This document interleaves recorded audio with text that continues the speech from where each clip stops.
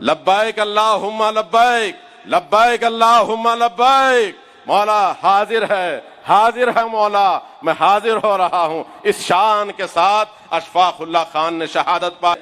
ہم نے بھی سنا ہے، لیکن آج ہمارے بچوں کو وہ موقع نہیں ملا، کیونکہ ہاتھ میں فون آ گیا، دوسرے مصروفیات ہو گئے۔ تو کہانیاں سنائی جاتی تھی، تو ان کہانیوں کے اندر ایک جذبہ پیدا ہوا اشفاق اللہ خان میں۔ پھر انہوں نے ایک بے چینی رہی، ان سے ملے، ان سے ملاقاتیں کرے، ان سے ملے۔ آخرکار ان کے بڑے بھائی کے جماعت ساتھی رام پرساد بسمل آریہ سماج کے آدمی ہیں۔ رام پرساد بسمل آریہ سماج سے تعلق تھا، اور وہ مجاہد تھے، آزادی کے لیے جد و جہد کرتے تھے، ایک تنظیم کے قائد تھے۔ ان سے رابطہ کرنے کے لیے اشفاق اللہ خان بڑے بے چین رہے۔ ایک مرتبہ گھر گئے، ملاقات کرے، بولے کون؟ بولے میں اشفاق اللہ خان۔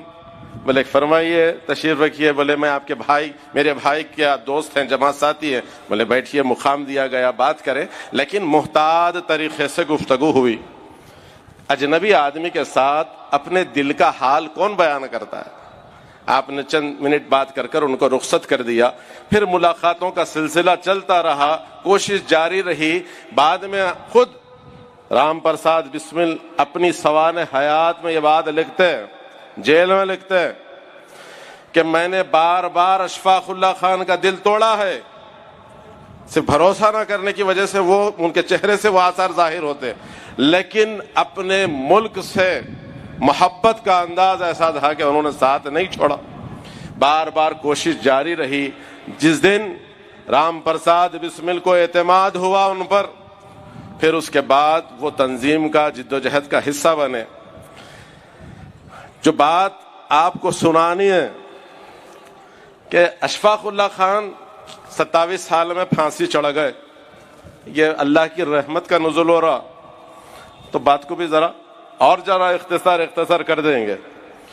جب اللہ کی رحمت کا نزول ادھر ہو رہا ہے اور ادھر اشفاق اللہ خان کی شہادت بیان ہو رہی ہے، اشفاق اللہ خان نے یہ ساری جد و جہد کرے، 27 برس 8ویں جماعت پڑھا بچہ، کوئی زیادہ تعلیم حاصل نہیں کرے، ان کا جو گھرانہ ہے دیندار گھرانہ اور اعلیٰ تعلیم یافتہ گھرانہ، سرکاری ملازمین، وہ بھی اعلیٰ درجے کے ملازمین، اعلیٰ افسران، سارے خاندان میں والد محترمہ، بچے کو بڑا پڑھائی لکھائی، بچپن میں اخبارات سنانا، لیکن ان کو جستجو ہو گئی کہ کیا ہے یہ ملک کے اوپر کیا، کس کی زیادتی ہے، کس کا قبضہ ہے ہمارے ملک پر۔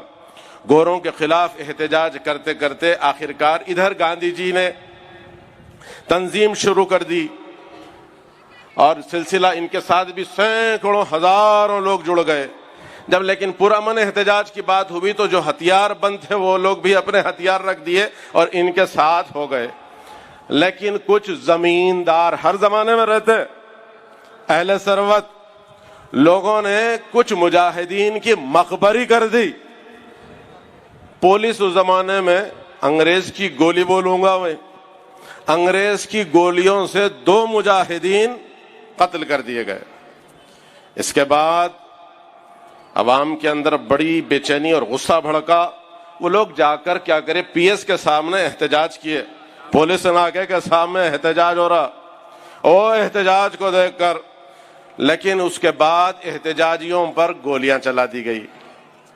جب گولیاں چلی تو احتجاجیوں نے بھی پی ایس کو جلا دیا، اس میں کچھ پولیس والے بھی مارے گئے۔ اس کے بعد کیا ہوتا ہے، گاندھی جی نے اپنی تنظیم سے دستبرداری کا اعلان کر دیا، خاموش ہو گئے، بولے یہ کیا ہو رہا ہے، یہ ملک کے حالات صحیح نہیں ہو رہے۔ اب یہاں بے چینی پائی گئی تو ادھر کو اشفاق اللہ خان رام پرساد بسمل کی قیادت میں ایک ریل کے اندر جو سرکاری خزانہ جاتا تھا انگریزوں کا، اس خزانے کو حاصل کر لیا۔ لوگوں نے کہا ڈکیتی، وہ ڈکیتی کا نام دینا مناسب نہیں ہے مجاہدین کے ساتھ، مجاہدین کے ساتھ ڈکیتی کا لفظ استعمال کرنا مناسب نہیں۔ انہوں نے ریل کو روکا اور اس میں سے وہ خزانہ حاصل کیا، اور جو ضروریات تھے اس وقت کے مجاہدین کے اس کو پورا کیا۔ اس کے بعد وہ اریسٹ ہوئے. لیکن یہ جو حادثہ پیش آیا، بھئی ریل کو روکا گیا، ریل کو لوٹا گیا، اس میں سے خزانہ حاصل کیا گیا جو گولڈ تھا، سونے کی شکل میں تھا. لیکن اس کے بعد کا جو سلسلہ چلا، عوام کے اندر، جو عوام ٹھنڈی ہو گئی تھی، ان کے اندر ایک جذبہ پیدا ہو گیا، جد و جہد کا جذبہ. اور پھر آزادی کے اندر ایسی گرمی آئی کہ ہزاروں لاکھوں مجاہدین کھڑے ہو گئے کہ نہیں، اب ملک آزاد کرنا ہی چاہیے، ملک کے ہم آزادی کے خلاف کھڑے ہوں گے. اور دو انداز سے احتجاج جاری رہا، ایک پرامن احتجاج اور ایک ہتھیار بند احتجاج.